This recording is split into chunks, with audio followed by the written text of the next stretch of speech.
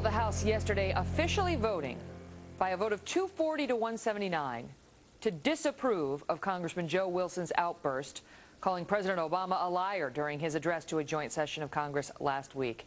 They did it. They disapproved of him. 240 voted yes, 179 no. Well, one of the men voting against that resolution was Republican Congressman John Carter, who calls this, quote, the most blatant display of moral and legal hypocrisy in the history of the U.S. Congress. He's my guest now. He explains those comments. Congressman Carter, good morning to you.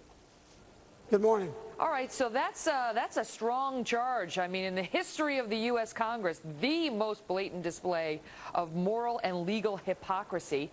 Why so? Well, if you look at what we did yesterday, we first of all made a public spectacle of the Congress. For an hour, we debated something that all it really said was, we don't like what you did. It had no real meaning. It had no real strength behind it.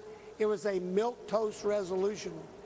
And in turn, all of this in light of the fact that we're sitting with the chairman of the Ways and Means Committee with multiple issues concerning failure to report, failure to pay taxes. These reportings are done under oath, and yet they don't seem to even want to discuss that matter, which is a serious matter and brings real shame on the Congress.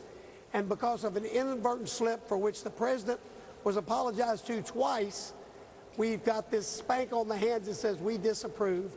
I thought it was extremely weak and extremely political. Well, you call it an example of truly malignant partisanship.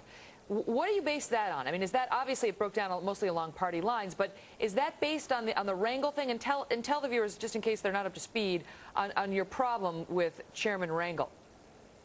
Well, Chairman Rangel, by his own admission, has stated on the floor of the House, he said that he had failed to pay taxes on rental income. He said he was caught up those taxes, but he didn't pay any penalties and interest over 10 years of failure to pay. He failed to report what he was worth or how much he was worth. All this happened a year ago yesterday, okay? And nothing has gone forward on these allegations. Since that time, we discovered more property he didn't report, more income that he didn't pay taxes on, and as recently as about a month or 6 weeks ago, a whole list of items came out that he has failed to report in 2007. And yet, I keep asking, what are we going to do? When is the people who are responsible for policing up this Congress, when are they going to do something about it? And I get no response. Well, not only that, but I mean, Charlie Rangel, who has, I mean, this is the most powerful committee in the House, the Ways and Means Committee. They've got the purse strings. They've got the purse strings, ironically, and this guy's at the head of it. Last year, the IRS gave him a sweetheart deal where he was allowed to just pay his back taxes, but he didn't have to pay any penalty or interest. And now new allegations come out about tax problems with him. And the question is, will he get the same deal? And I know your position is, if regular old, if Megyn Kelly didn't pay her taxes, or if Joe Smith out in middle America didn't pay his, they certainly wouldn't be getting a deal where they were allowed just to pay the back taxes and no penalties or anything else. And as a result, you've introduced the Rangel rule. What is that? Well, basically, it was done to put a sunlight on this issue. He should not get special treatment because he's a member of Congress or because he's the chairman of the Ways and Means Committee. He should be treated like everyone else. I wrote him a letter ahead of time before I brought this out.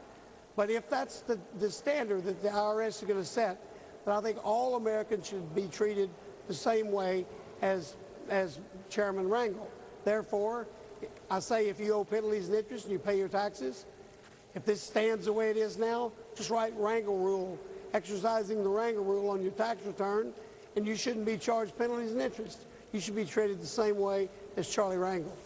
Got any takers for that one, Congressman? A few, yeah. A lot of people not back enough to home get it like through, it. I imagine. Oh, no, it's not going to get through, but it certainly puts sunlight on an issue that I think is important to the American people. Listen, I got to go, but I want to ask you, the Democrats say, look, forget Rangel. This is about decorum and behavior on the House floor. And Joe Wilson clearly violated decorum when he had this outburst, which I think everyone can agree on. He shouldn't have done that. And so why not give him a slap on the wrist? Why not just have the body say, as they said yesterday, we're not going to stand for that. It's not appropriate. And you can deal with Rangel on a separate day. I don't have a problem with that, but they didn't say forget Rangel. They didn't even address Rangel. They don't address Rangel. They act like it didn't happen. And it did happen, and it's serious. It's the chairman of the most important tax writing committee in America, and he doesn't pay his taxes. These issues ought to be addressed. And that's why it's hypocrisy, in my opinion. There have been several attempts by the Republicans to get Chairman Rangel to step down as chair, to go to Nancy Pelosi and get her to take him down as the chairman. And in fact, even some Democrats had supported that, if I'm not mistaken. And she won't do it, and the Democrats won't allow a vote on it, so it doesn't look like it's going to happen anytime soon. In any event, Congressman Carter, thanks for being here with your insights on it. We appreciate it. Thank you. All right.